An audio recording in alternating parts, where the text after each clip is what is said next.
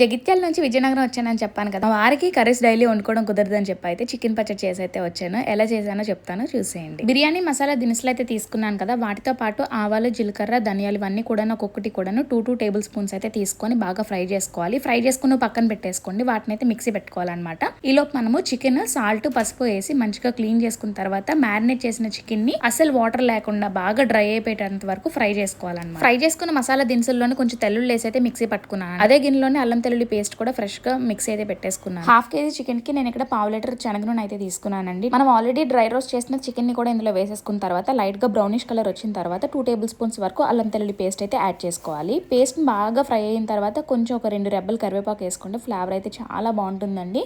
ఈ టైప్ లో ఒకసారి చేసి చూడండి, చాలా అంటే చాలా టేస్టీగా ఉంటుంది.